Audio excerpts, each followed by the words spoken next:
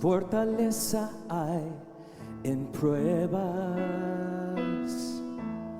hay belleza en el dolor. Me sostienes en mis fallas, en tus manos de amor, y tú obras en silencio para santificarme. Tú permites mis dolores para confirmar mi fe.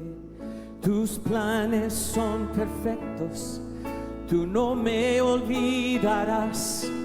Estás conmigo en la tempestad,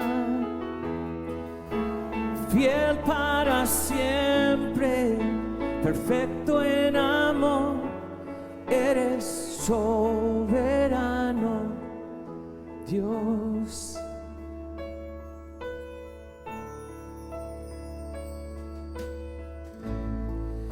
Tú eres sabiduría, nadie puede comprender, y tú reinas sobre el cielo, y tu gracia eterna es. Tú levantas al caído, no se mide tu bondad. Me rodeas y sostienes, tus promesas nunca fallarán.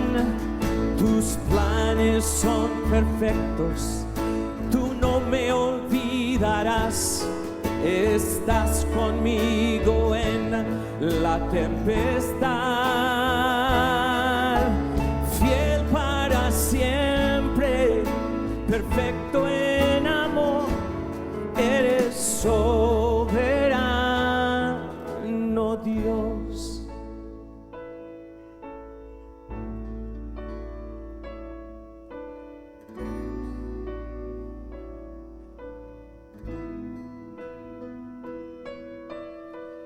Cuando Satanás quiere herirnos, tú buscas nuestro bien. Tú buscas nuestro bien para tu gloria. Cuando Satanás quiere herirnos, tú buscas nuestro bien. Tú buscas nuestro bien para tu gloria. Aún en el camino más oscuro, procuras nuestro bien. Procuras nuestro bien para tu gloria. Cuando Satanás quiere herirnos, tú buscas nuestro bien. Tú buscas nuestro bien para tu gloria. Tus planes son perfectos, tú no me olvidarás. Estás conmigo en la tempestad, fiel para siempre, perfecto en amor, eres soberano, Dios. Fiel para siempre, perfecto en amor, eres soberano, Dios.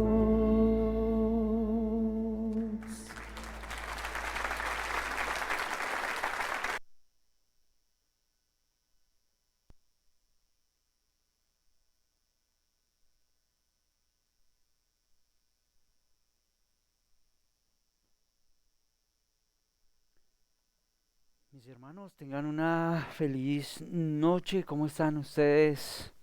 Qué bueno poder nuevamente tomar este tiempito para estudiar la palabra del Señor, para comunicarnos sus verdades, para que nuestra vida sea fortalecida con la verdad y con la revelación de nuestro Señor, ¿no? Eh, bueno, mis hermanos, de una vez, manos a la obra. Oremos y pongamos este tiempo delante del Señor. Dios de toda gracia, nuestro buen Señor, nuestro amado, como decía el escritor sagrado, el deseado de nuestro corazón. A ti venimos esta noche entendiendo que tú eres nuestra fuente, entendiendo que tú eres el dador de todo bien, entendiendo que tú eres nuestra fortaleza, entendiendo, Señor, y suplicando por tu favor esta noche, por tu misericordia. Qué mejor que tu gracia extendida hacia nosotros, abriendo nuestro corazón, abriendo nuestro pensamiento para que podamos entender tu palabra. Te rogamos esta noche, Señor, que tengas a bien iluminar nuestra mente, iluminar nuestro corazón. Que venga la gracia de tu Espíritu para que podamos entender lo que tú nos quieres comunicar esta noche. Mi Señor, gracias por habernos dado todo tu favor, por habernos dotado con toda la gracia y con toda la luz que necesitamos para vivir en medio de este mundo difícil, de este mundo complicado, de este mundo controversial, de un mundo que definitivamente creemos que no está hecho para nosotros. Pero gracias porque nos enseñas a vivir en medio de este mundo malo. Gracias porque sí tenemos toda la provisión de tu Espíritu para caminar, para andar en tus estatutos, para aún ser fortalecidos y aún caminar en esperanza en medio de este tiempo. Mi Señor, esta noche ponemos delante de ti este tiempo, lo que vamos a estudiar, y te pedimos que por favor nos ayudes y como siempre que guíes nuestro pensamiento, que en aquellas cosas en las cuales podemos tomar una posición, pues podamos hacerlo tranquilamente, que en aquellas cosas que son medulares estemos dispuestos a afirmar nuestra fe y nuestros pies ahí cada día. Llevamos nuestra oración al trono de la gracia, en el nombre de tu amado y buen Señor y de tu Hijo Jesús. Amén. Bueno, mis hermanos, entonces, ¿en qué estamos? Apocalipsis, ¿verdad? Apocalipsis capítulo 14. Muy bien, vamos a leer entonces Apocalipsis 14. Si ustedes de esos hermanos estudiosos que tienen por ahí a mano su Biblia Reina Valera, voy a invitarle a que la tenga a mano esta noche. Quizás opte por leer algunos textos en Reina Valera que nos podrían ayudar por la familiaridad que tenemos con el texto. Bueno, muy bien. Apocalipsis 14, vamos a leer del verso 1 al verso 5. Miré que el Cordero estaba de pie sobre el monte Sión, y con él 144,000 que tenían el nombre del Cordero y el nombre de su Padre escrito en la frente. Oí una voz del cielo como el estruendo de muchas aguas y como el sonido de un gran trueno. La voz que oí era como el sonido de arpistas tocando sus arpas, y cantaban un cántico nuevo delante del trono y delante de los 4 seres vivientes y de los ancianos. Nadie podía aprender el cántico sino los 144,000 que habían sido rescatados de la tierra. Estos son los que no se han contaminado con mujeres, pues son castos. Estos son los que siguen al Cordero a donde quiera que va. Estos han sido rescatados de entre los hombres como primicias para Dios y para el Cordero. En su boca no fue hallado engaño. Están sin mancha. Bueno, muy bien. Entonces, continuando con nuestro pensamiento y con nuestra idea de Apocalipsis 14, dijimos que el Señor va a traer mucho ánimo a estos hermanos de las iglesias en Asia Menor en el primer siglo, y básicamente les va a mostrar algunas cosas que sobre lo cual nosotros hemos hecho un pequeño bosquejo, hemos tomado algunos pequeños puntos para analizar qué es lo que está pasando en el texto y qué es lo que el Señor les está comunicando y cómo es que el Señor les va a traer ánimo. Advierto que este pequeño bosquejo que les entrego en realidad ha sido tomado de un par de autores. Ah, Vimos en el verso 1 la identidad de 144,000, ¿no? Llama mucho la atención que en este capítulo nuevamente nos aparece esta figura de los 144,000 que traen, hermano, han traído una cantidad de interpretaciones, ha traído una cantidad de controversias, ese número, bueno, en fin. Y bueno, en el verso 1 entonces vimos la identidad de esos 144,000, en el verso 2 y en el verso 3 vimos la actividad de esos 144,000, a qué se dedican esos. Ahora, en el verso 4 y en el verso 5, nosotros vamos a ver lo que caracteriza a esos 144,000. Así que básicamente ese es el pequeño bosquejito que estamos siguiendo. Ahora, entonces vamos a ver hoy, a partir del verso 4, quiénes son verdaderamente esos 144,000, cómo podemos distinguirlos, qué distintivos son los que ellos tienen. Luego de la visión del grupo en el cielo, hermano, se nos van a dar esas características que son propias de ellos. Así que vamos a entrar al detalle del texto porque hay una cantidad de cosas que tenemos que ver, que son muy ricas, que son muy especiales, y como les digo, han sido estos puntos de los cuales vamos a hablar, han sido puntos de gran controversia, por lo menos el que del que vamos a hablar hoy, ha sido bien controversial este punto. Entonces, nuevamente le damos el verso 4, que es de donde vamos a partir. Estos son los que no se han contaminado con mujeres, pues son castos. Estos son los que siguen al Cordero a donde quiera que va. Estos han sido rescatados de entre los hombres como primicias para Dios y para el Cordero. En su boca no fue hallado engaño. Están sin mancha. Muy bien. Entonces, si ustedes leen el texto, nos encontramos que algunas cosas le fueron mostradas al apóstol Juan que caracterizan a estos 144,000. A esta gran multitud, como nosotros hemos leído también, a todo este pueblo que ha sido redimido por Dios. Y en estos dos versos siguientes, se da una descripción de todos esos salvos, de todos esos redimidos. Lo primero que nosotros encontramos en el texto tiene que ver con una limpieza espiritual. Note, estos son los que no se han contaminado con mujeres, pues son castos. Notarán ustedes que ahí tenemos como la primer parte del verso.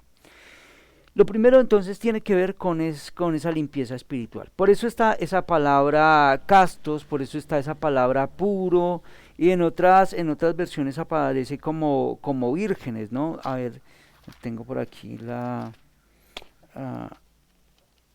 versión 60, y dice, estos son los que no se contaminaron con mujeres, pues son vírgenes. Note que aquí aparece esa palabra, vírgenes, castos, puros. Yo lo leí castos en las Américas, ¿no? Muy bien, se les describe a ellos, note hermano, que dice la escritura que no se contaminaron. Ahora, es muy importante que nosotros examinemos el significado de esa cláusula, no se contaminaron con mujeres. Y vamos a detenernos un poco sobre los detalles de ello, porque es importante para nuestra interpretación del texto. Ese verbo, contaminar, expresa la idea de mancharse con algo. pongamos como una ilustración, como embarrarse, como untarse de lodo, como untarse de suciedad. Básicamente eso es lo que trae la idea de ese verbo mancharse. Y en la Biblia nosotros lo encontramos que se usa de una manera metafórica para referirse a la situación de una conciencia que ha sido contaminada por el pecado. Y quiero que miremos 1 Corintios 8:7. Para este caso voy a utilizar la versión 60 porque aparece, digamos que la misma palabra para nosotros, aunque en el texto original aparece la misma palabra. 1 Corintios 8:7 dice: pero no en todos hay este conocimiento, porque algunos habituados hasta aquí a los ídolos, comen como sacrificado a los ídolos, y su conciencia siendo débil, note, se contamina. ¿Listo? En las Américas ustedes van a encontrar que aparece como se mancha. Por eso quise utilizar en este momento la 60. Ahí aparece la misma palabra para nosotros en español. De pronto cambia cuando leemos las Américas, pero en el texto original aparece la misma palabra, contaminado. Y en ese sentido, mis hermanos, contrario al verbo, es usado para referirse a creyentes que han guardado sus vestiduras limpias. ¿Limpias de qué? De contaminación. Y esta palabra también ya ha sido usada en el libro de Apocalipsis. Quiero que veamos Apocalipsis 3, verso 4. Mire cómo aparece aquí. Que se me perdió. 3, verso 4. Pero tienes unas pocas personas en Sardis que no han manchado, ahí está la palabra, sus vestiduras, y andarán conmigo en vestiduras blancas porque son dignas. ¿Listo? Muy bien, entonces ahí tenemos la palabra. De una manera metafórica se usa para referirse a una situación de una conciencia contaminada, de una conciencia manchada, y contrario lo encontramos en Apocalipsis para decir que los creyentes se han guardado sus vestiduras limpias de toda mancha, de toda contaminación. ¿Listo? Ahora, la contaminación, conforme al texto que nosotros tenemos hoy en Apocalipsis, tiene que ver con qué. Mire su texto, por favor. Muy bien, esa palabra, ¿con quién está? ¿En qué contexto está? Estos son los que no se han contaminado ¿con qué? Con mujeres, ¿cierto? Pues son castos. Así que, según este contexto, esa contaminación tiene que ver con mujeres. Y note que añade a modo de precisión, pues son castos, como lo leí aquí en la Biblia de las Américas, pero en Reina Valera aparece, pues son vírgenes. Espero que vaya bien, ¿sí? Espero que vaya bien. Nos vamos a detener entonces, hermano, en ese detalle, porque, como les decía, esto da lugar a muchas controversias, a diferentes interpretaciones, y es importante entonces que nosotros podamos analizarlas, porque pareciera como ser confuso, ¿no? Aunque no lo es. Si nosotros nos acercamos de una manera contextualizada, si nosotros nos acercamos al texto como hemos visto que el mismo Apocalipsis nos da las reglas, pues no tiene mayor complicación, solamente que debemos hacerlo de la manera correcta. Muy bien. Son castos, son vírgenes. Algunos consideran que se trata de hombres célibes, ¿sí? Lo que supondría que el texto entonces afirma la virtud del celibato sobre el matrimonio. Y es que algunos piensan que casto o virgen, como ya hemos leído en Reina Valera, se refiere a un grupo selecto de cristianos que son como especialmente justos en comparación con otros que estarían casados, ¿sí? Lo que sugiere que esos casados están más contaminados entonces con el pecado. Sin embargo, pues hermanos, es evidente que la castidad de la que nos habla Apocalipsis debe ser tomada simbólicamente, ¿cómo hablamos de ello? ¿Y por qué razón? Bueno, pues porque nosotros no encontramos en ningún otro lugar de la Escritura que las relaciones sexuales dentro del matrimonio se vean como algo pecaminoso, ¿no? Bueno, esa es una posición. Bueno, en realidad hay varias posiciones, pero hoy solo me voy a detener pues para hablar de estas dos que quizás es un poco lo que más se usa normalmente. Nosotros hemos hablado aquí de algunas personas que se llaman los dispensacionalistas. Ellos tienen su forma de interpretar el texto y tienen su forma de llegar, por ejemplo, a este detalle de los textos de una manera pues especial.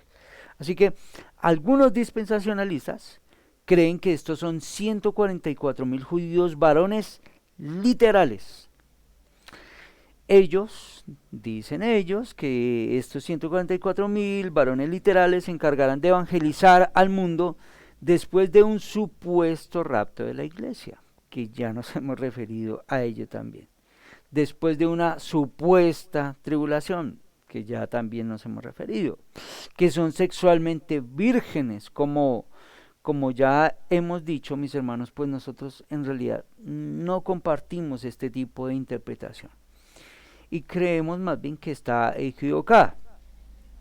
Y alguno diría, bueno, ¿y por qué está equivocada? Bueno, podríamos dar varias razones para referirnos a ello.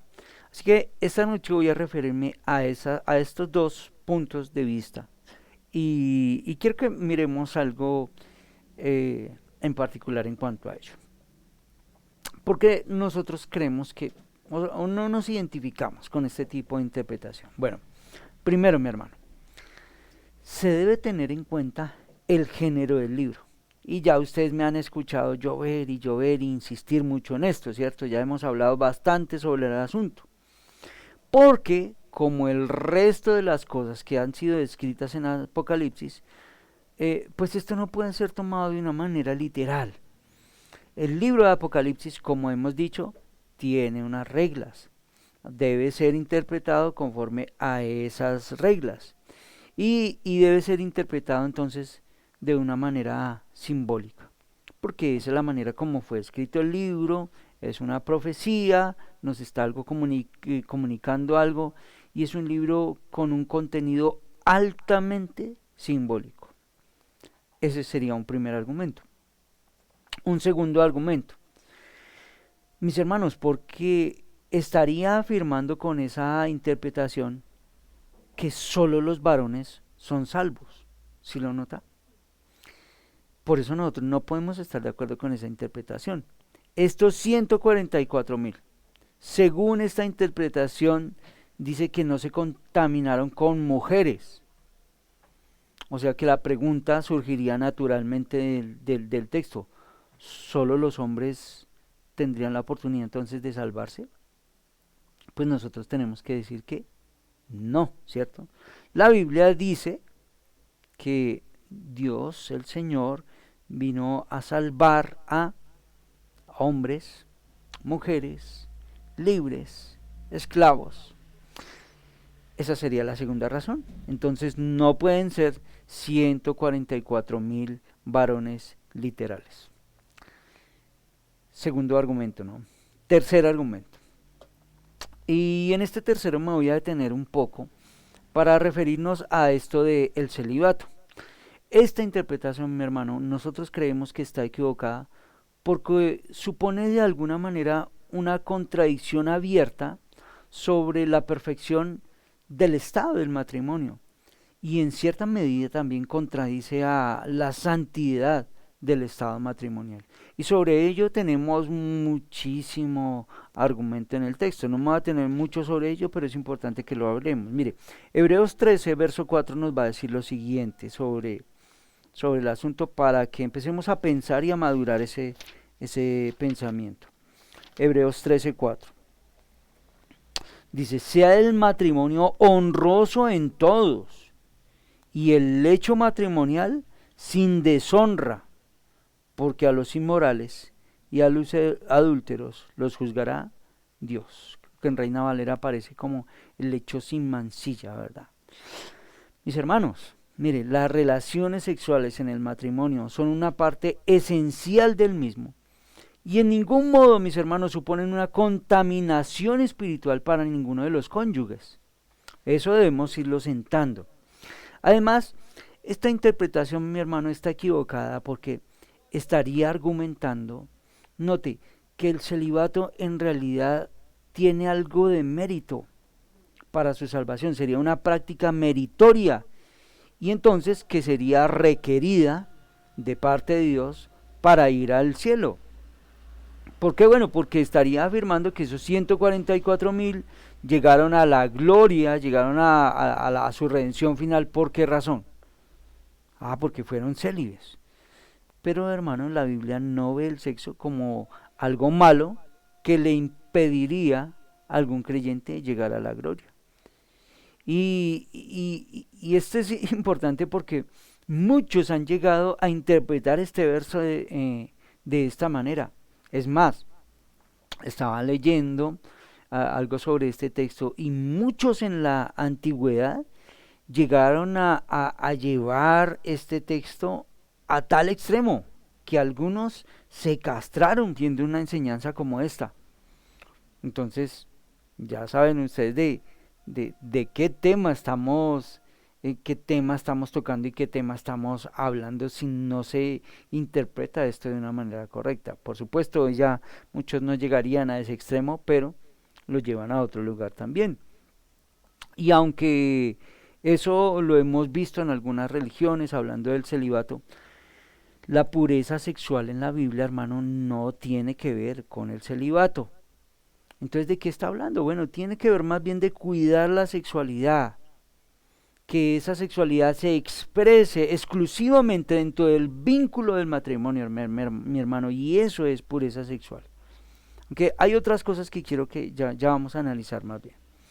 Entonces, el gran problema que nosotros tenemos aquí tiene que ver en cómo explicar convenientemente lo que significa contaminarse con mujeres, ¿ya?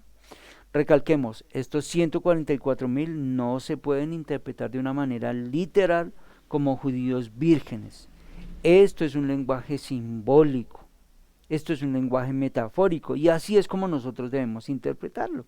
Así que una interpretación figurativa de esa cláusula entonces como que nos ayuda a armonizar con esa pauta simbólica de Apocalipsis.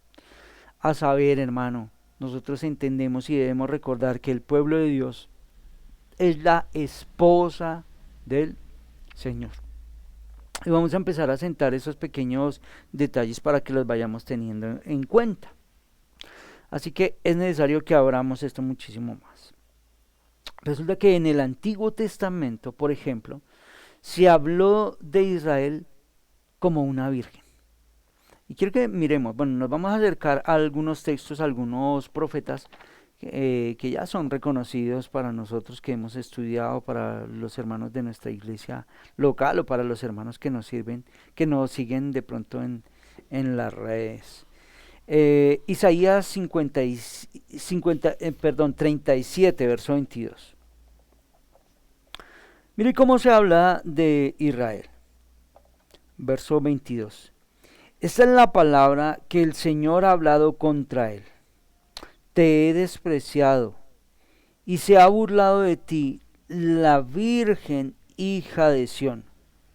Ha movido la cabeza a tus espaldas, la hija de Jerusalén. Note que se está hablando de Israel como una virgen.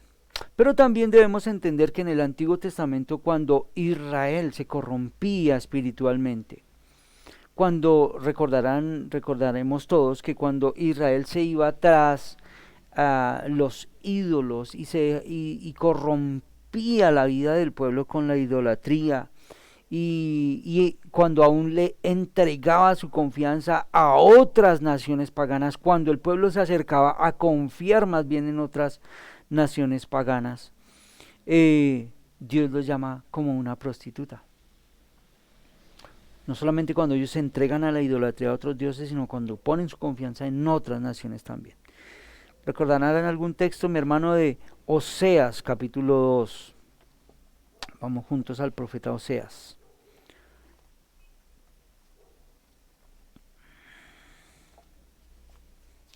Oseas 2, verso 5. Dice así.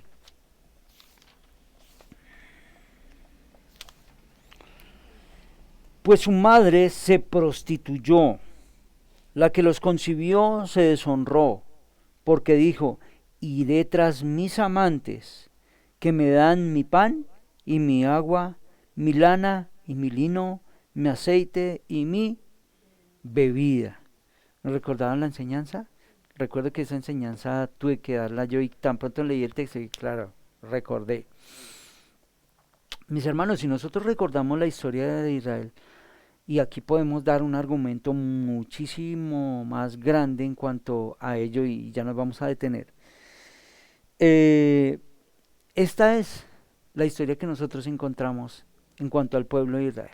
Esta misma enseñanza, mediante la figura de una fornicación, se va a utilizar constantemente en el Antiguo Testamento para referirse, como ya les decía, a esa acción idolátrica. Cuando el pueblo deja a Dios, corre tras otros dioses, entrega su adoración, entrega su confianza a otras, digámoslo así, a otras propuestas de adoración. Y en el texto del Antiguo Testamento vamos a encontrar muchas variantes similares. Así que vamos a leer y vamos a tratar de seguir vamos a tratar de rastrear eso en el Antiguo Testamento y a verlo cómo se dirige al pueblo. Quiero que lo hagamos, a ver.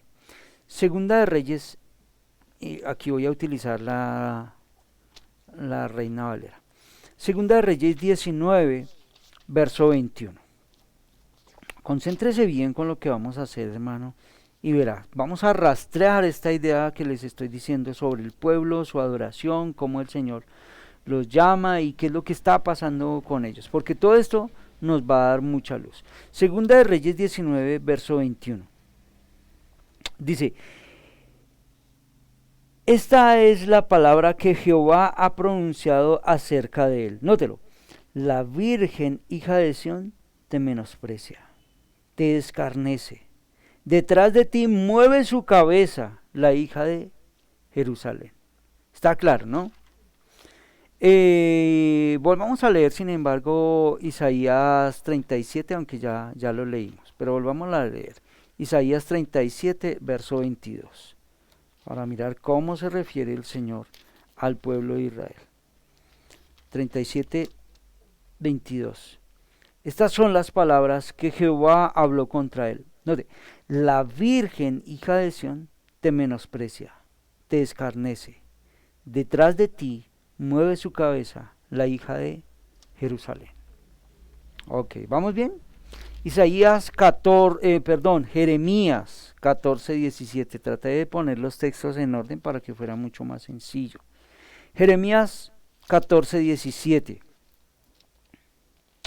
Les dirás pues esta palabra.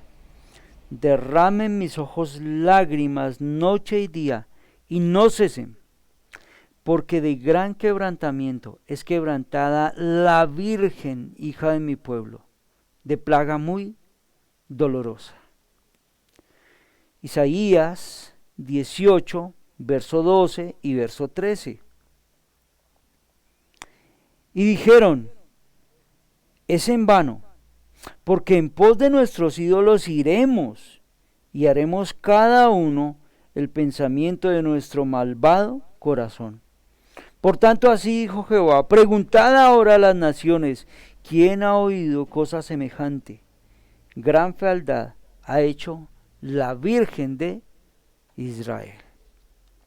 ¿Vamos bien? Espero que sí, hermano, espero que... Mire que la conclusión va a salir naturalmente del texto.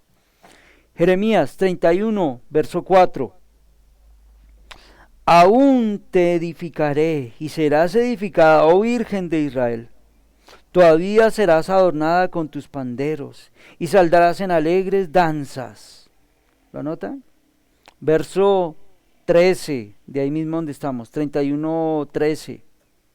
Entonces la Virgen se alegrará en la danza, los jóvenes y los viejos juntamente, y cambiaré su lloro en gozo, y los consolaré y los alegraré de su dolor.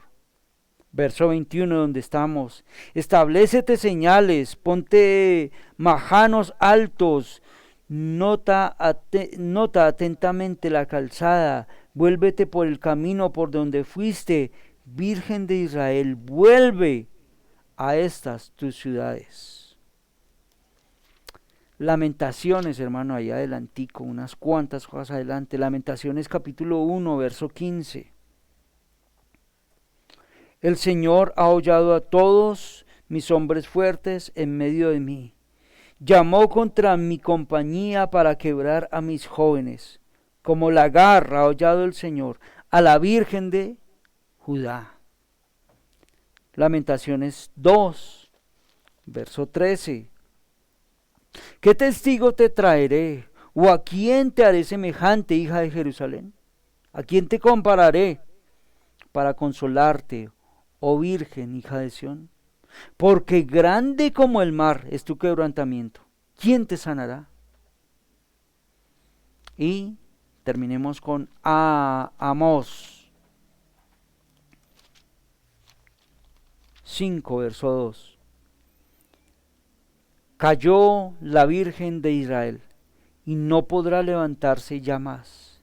Fue dejada sobre su tierra, no hay quien la levante. Bueno, podríamos leer muchos más textos, pero vamos a dejarlos ahí. ¿Notaron, hermano, todo lo que leímos acerca de la relación del Señor con su pueblo, cómo la llama virgen, cómo el pueblo se entrega a su idolatría, cómo el Señor tiene que tratar con ellos? Bueno, ahí tenemos nosotros el amplio trasfondo de Israel como una virgen. Así que cuando nosotros nos acerquemos al texto de Apocalipsis, hermano, bien puede estar en nuestra mente todo este contexto, ¿de acuerdo? Así que note que esto surge naturalmente del texto, nuestras conclusiones van a surgir naturalmente. Pero resulta que, bueno, ya leímos el Antiguo Testamento, ¿no? En el Nuevo Testamento se habla de la iglesia como una virgen también. ¿Y dónde encontramos esto? Mire, el apóstol Pablo va a hablar de ello. Segunda de Corintios, capítulo 11, verso 2. Segunda de Corintios 11, verso 2. Porque celoso estoy de ustedes con celo de Dios, pues los desposé a un esposo para presentarlos como una virgen pura. ¿A quién? A Cristo. Muy bien. Según esto, hermano, entonces, probablemente será mejor considerar esta condición de vírgenes que nos refiere Apocalipsis. ¿En qué sentido? Noten, en un sentido de lealtad al Señor. Pablo utiliza la misma figura en este escrito a los Corintios. Hay algo muy especial, y es que en el texto de Pablo él usa la misma palabra que está utilizando Juan aquí en Apocalipsis. Ahora, entonces el entorno sexual textual de Apocalipsis hace referencia a esa idolatría que se ha entregado a la bestia, en todo ese desorden de adoración que nosotros hemos visto aquí en el libro, que en varios lugares se nos presenta como una fornicación, pero no de ese tipo sexual, sino una fornicación espiritual. Y eso Juan ya lo ha comunicado. Pero como para que vayamos un poco adelante en Apocalipsis y miremos el argumento, quiero que leamos algunos textos. Apocalipsis 14, verso 8. Dice: lo siguió otro ángel, el segundo, diciendo: cayó la gran Babilonia, la que ha hecho beber a todas las naciones del vino de la pasión de su inmoralidad. ¿Sí lo notaron? Apocalipsis 17, verso 2 y verso 4. Con ella los reyes de la tierra cometieron actos inmorales, nótelo, y los moradores de la tierra fueron embriagados con el vino de su inmoralidad. Verso 4. La mujer estaba vestida de púrpura y escarlata y adornada con oro y piedras preciosas y perlas. Tenía en la mano una copa de oro llena de abominaciones y de las inmundicias de su inmoralidad. Capítulo 18, verso 3 y verso 9. Porque todas las naciones han bebido del vino de la pasión de su inmoralidad, y los reyes de la tierra han cometido actos inmorales con ella, y los mercaderes de la tierra se han enriquecido con la riqueza de su sensualidad. Si nota cómo el apóstol Juan está utilizando todas esas palabras. Verso 9 del capítulo 18. Y los reyes de la tierra que cometieron actos de inmoralidad y vivieron sensualmente con ella, llorarán y se lamentarán por ella cuando vean el humo de su incendio. Capítulo 19, verso 2. Porque sus juicios son verdaderos y justos, pues ha juzgado a la gran ramera que corrompía la tierra con su inmoralidad, y ha vengado la sangre de sus siervos en ella. Mis hermanos, creo que he extendido bastante el argumento, ¿cierto? Y creo que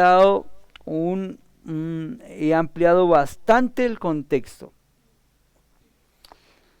para que nosotros podamos llegar a conclusiones en realidad muy sencillas que podemos ir tomando de los textos.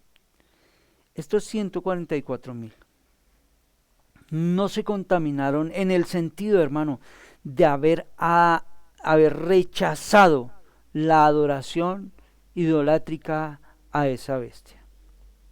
O sea, mis hermanos, que los 144,000 no son vírgenes de una manera literal. Más bien, esto está simbolizando ¿qué? Bueno, podríamos decir que está simbolizando la fidelidad espiritual del pueblo del Señor. Ellos se mantuvieron apartados del mundo. Eso es lo que significa en este contexto ser vírgenes. Apartados de los ídolos, apartados de todo ese sistema de blasfemia del mundo que ha sido contrario al Señor. Estos han sido apartados de toda mundanalidad.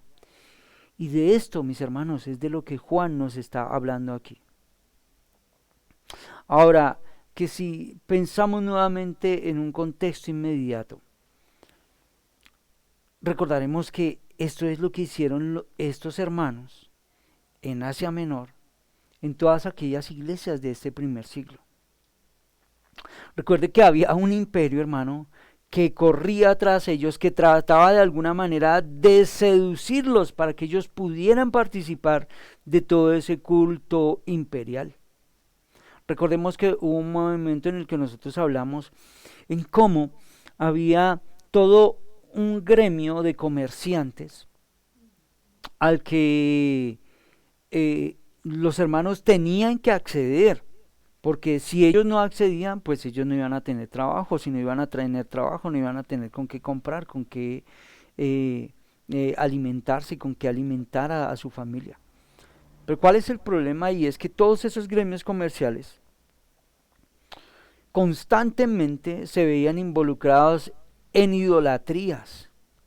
Y como lo dice el mismo texto, en una fornicación que era muy común para ellos y que era normalmente para ellos.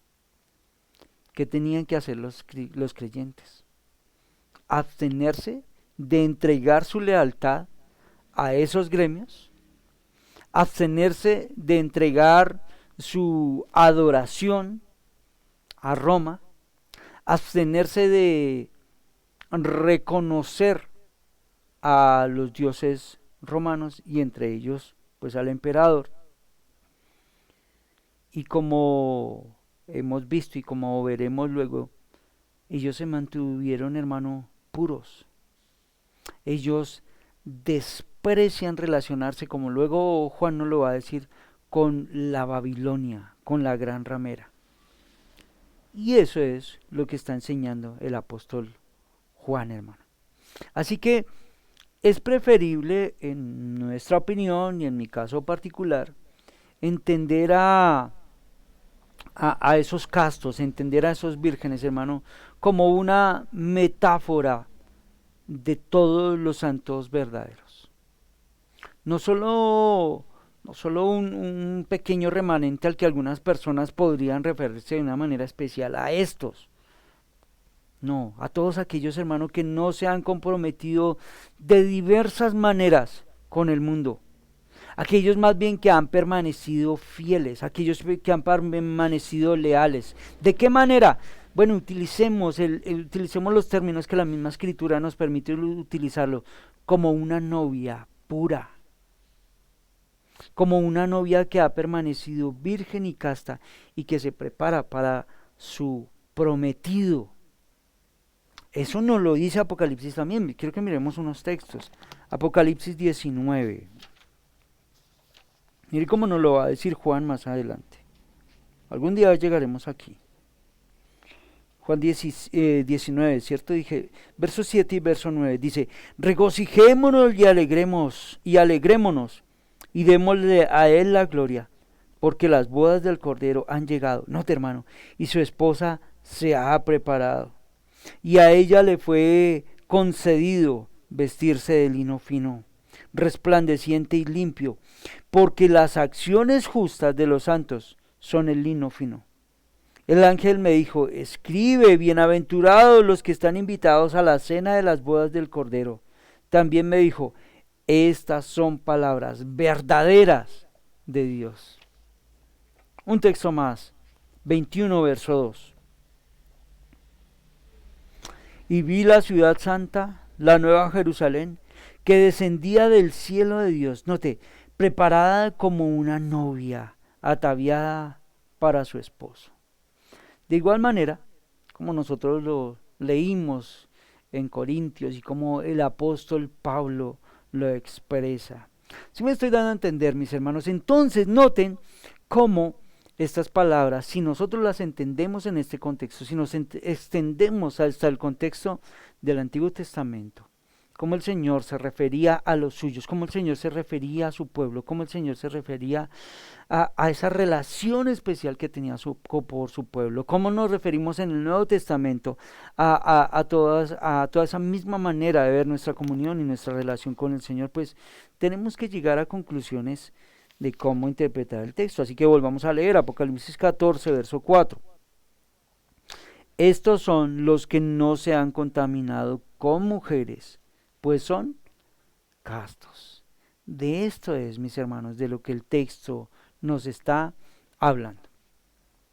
Quisiera referirles a tres autores de los que me he alimentado un poco para compartirles algo de lo que les he traído. Hay un escritor que se llama Leon Morris y él dice lo siguiente: esto significa que los 144,000 se han mantenido completamente libres de tener relaciones con el sistema pagano mundial. Ellos han vivido lo que significa ser desposados con Cristo. Por eso son vírgenes espirituales que no se han corrompido con los ídolos del mundo.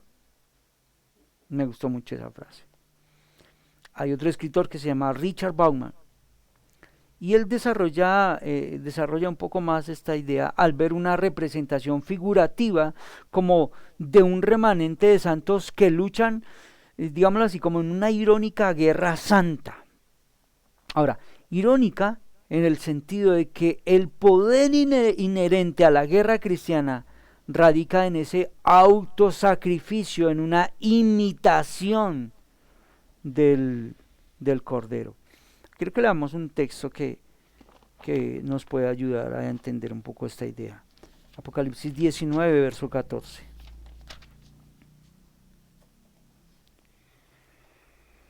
Los ejércitos que están en los cielos, vestidos de lino fino, blanco y limpio, los seguían sobre caballos blancos.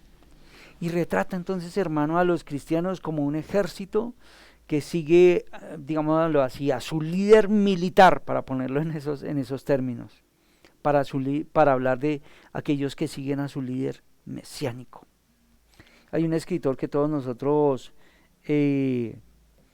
conocemos y del cual escuchamos hoy mucho, que se ha referido en cuanto a esto. Él se llama Joel Beeke.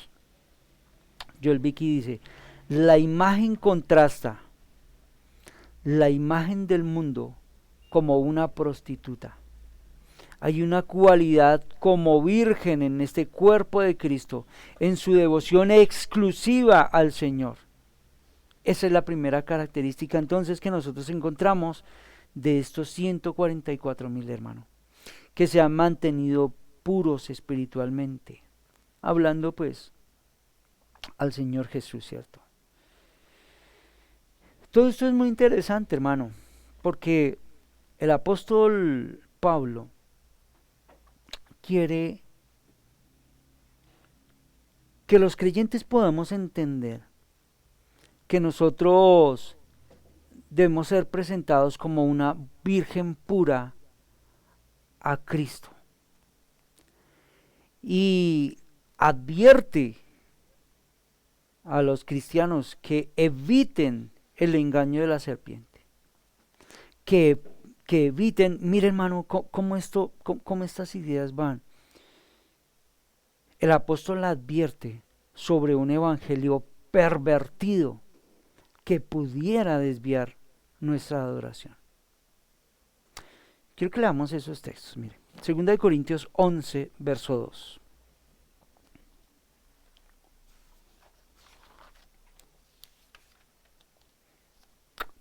Tengo que decir que cuando me acerqué a ver el texto, tenía, digamos, una imagen muy general en cuanto a esta idea. Cuando me empecé a acercar un poco más al texto, dije, qué cantidad de cosas interesantes suceden aquí que nosotros a veces dejamos pasar como por encima, ¿no? 2 Corintios 11, 2 al verso 4. Mire cómo lo va a decir el apóstol. Porque celoso estoy de ustedes con celo de Dios, pues los desposé a un esposo para presentarlos como virgen pura a Cristo. Y note lo que va a decir el apóstol, hermano.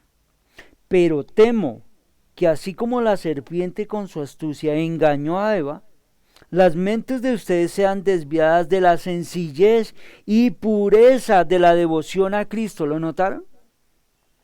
Porque si alguien viene y predica a otro Jesús, a quien no hemos predicado, o recibe un espíritu diferente que no ha recibido, o aceptan un evangelio distinto que no han aceptado, bien lo toleran. Y bueno, tenemos tiempo para detenernos sobre ello, pero mire lo que va a pasar en el verso 13. Leamos del 13 al 15. Porque los tales son falsos apóstoles, obreros fraudulentos, que se disfrazan como apóstoles de Cristo.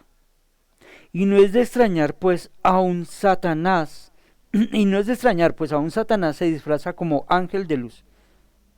Por tanto, no es de sorprender que sus servidores también se disfracen como servidores de justicia, cuyo fin será conforme a sus obras. Si notamos, hermano, la advertencia que está haciendo el apóstol Pablo. Ustedes tienen que presentarse al Señor como esa esposa que va presentada de una manera pura, como una virgen pura a su Cristo. Y les dice, cuidado, eviten el engaño de la serpiente. Cuidado, por ahí hay un evangelio pervertido que podría desviar su adoración. ¿Sí se dan cuenta cómo tiene, hermano, todo coherencia? Hoy tenemos, hermano, en tanto que la mayoría del mundo se postra ante la imagen de la bestia,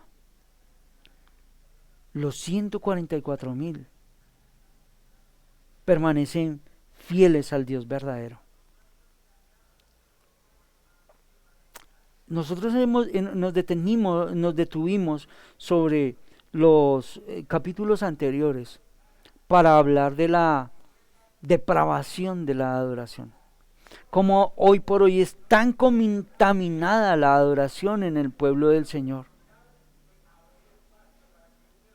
Mientras que otros hoy todavía mienten para conseguir lo que necesitan, mientras hoy muchos entregan su adoración, lo que toca entregar lo entregan para obtener lo que ellos quieren.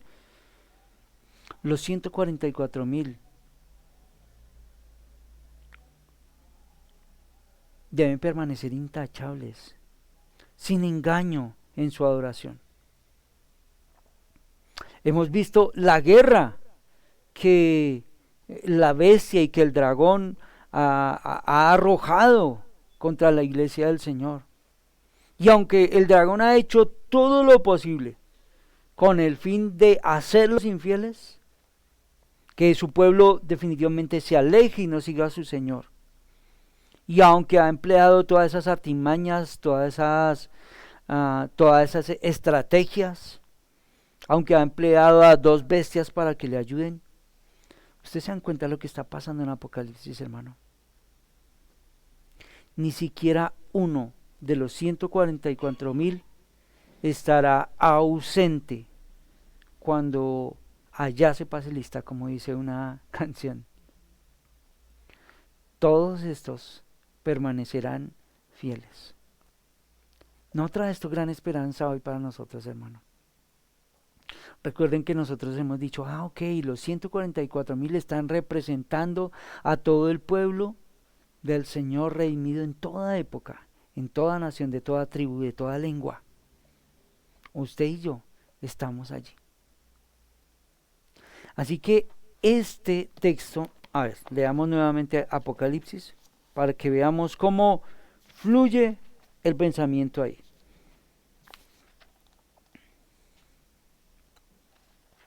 Quiero que leamos nuevamente del verso 1 en adelante. Dice: miré que el Cordero estaba de pie sobre el monte Sión, y con él 144,000, note, que tenían el nombre del Cordero y el nombre de su Padre escrito en la frente. Oí una voz del cielo como el estruendo de muchas aguas y como el sonido de un gran trueno. La voz que oí era como el sonido de arpistas tocando sus arpas, y cantaban un cántico nuevo delante del Cordero y de los 4 seres vivientes y de los ancianos. Nadie podía aprender el cántico sino los 144,000 que habían sido rescatados de la tierra. Estos son los que no se han contaminado con mujeres, pues son castos. ¿Qué tal? Y esa es la primera característica que nosotros encontramos. Pero como ya se nos fue el tiempo, hoy vamos a parar aquí, porque vamos a seguir analizando esas características de ellos. Mire, estos son los que siguen al Cordero a donde quiera que va.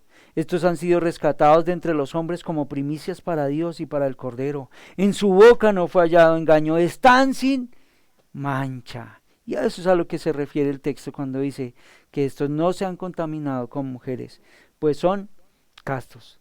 ¿Saben? Nosotros no tenemos que esperar a que se cumplan una cantidad de cosas para que estas palabras traigan esperanza y traigan mucho gozo a nuestro corazón, hermano.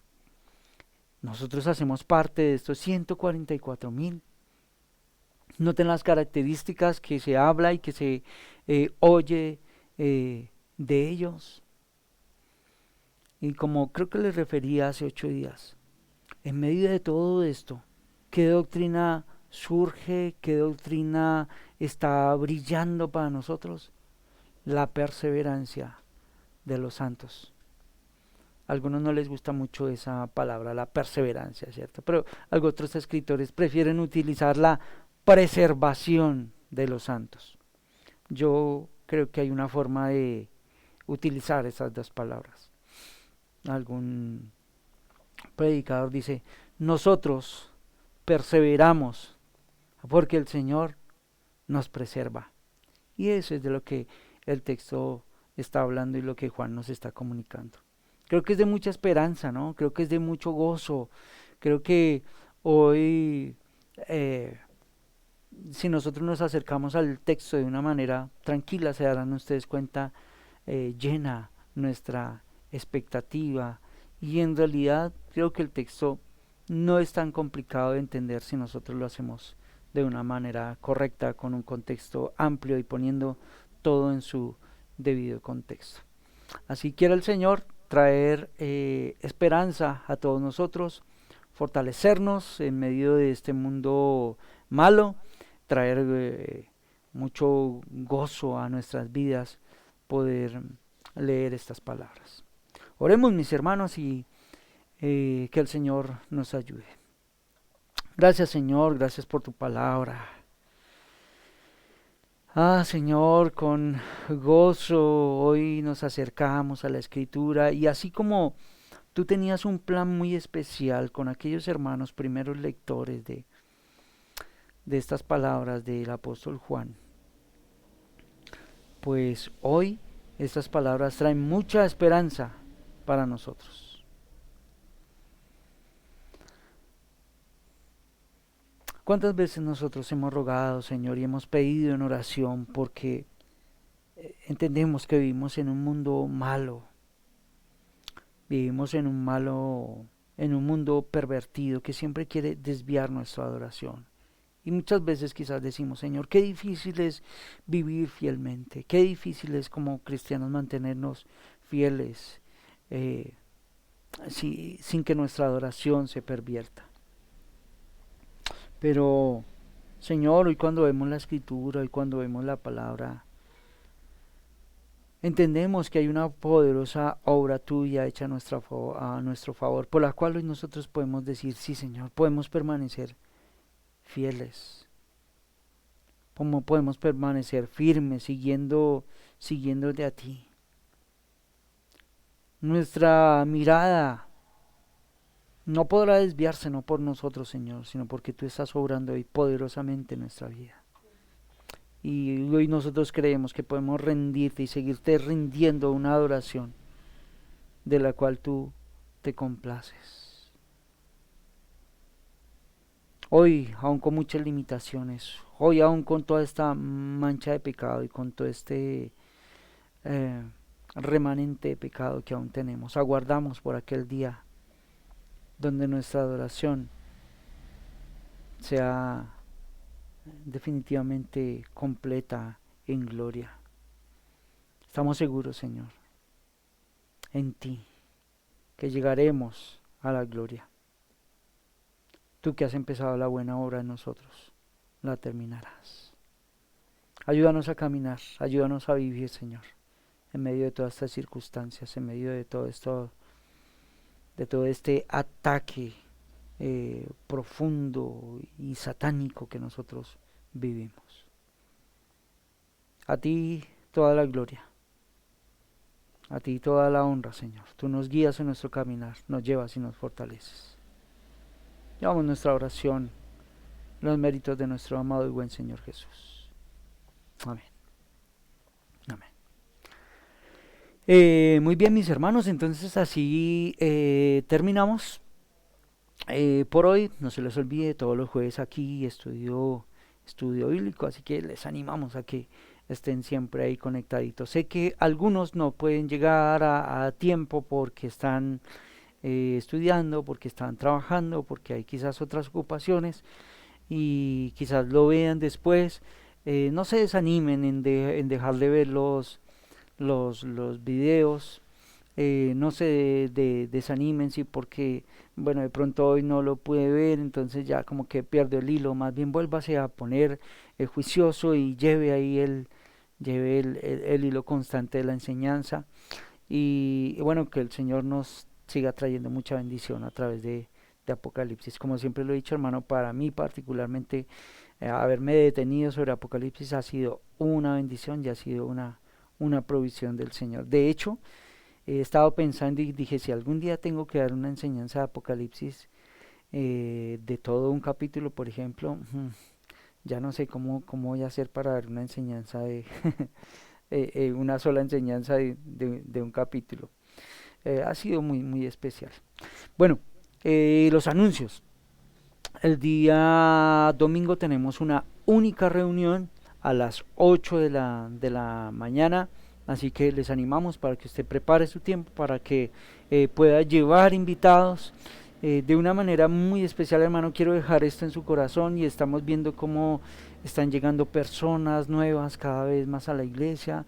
Ayúdenos a orar para que el Señor les fortalezca, para que el Señor les anime, para que sigan congregándose, para que sigan asistiendo, y nosotros juntos como iglesia podamos hacer esfuerzos, hermano, de buscar la comunión con estas personas nuevas, con los hermanos nuevos, y que podamos, bueno, ayudarles en su caminar. Así que ayúdenos a orar por todo ello. Lleven invitados, y les esperamos entonces el domingo a las 8 de la mañana. Algo especial que quiero recalcar, bueno, dos cositas especiales. Uno, ya hemos abierto las inscripciones para cursos de bautismos y para el curso de membresía. Así que el domingo va a haber un hermano encargado de tomar su nombre, de tomar sus datos. Si el Señor lo permite, ya ahora en el mes de abril iniciaremos con esos cursos. Y el otro es que el domingo en horas de la tarde, 4 de la tarde, tendremos reunión de parejas. Por esta vez, y porque tenemos algunas cosas por planear y alguna agenda por hacer, vamos a hacerlo vía, no sé si, creo que por Zoom lo vamos a hacer.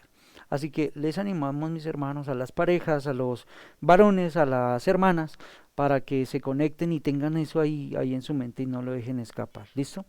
Bueno, esas dos cositas quería comentarles. Que el Señor les bendiga, mis hermanos, que tengan una feliz noche, y que el Señor los bendiga mucho. Chao.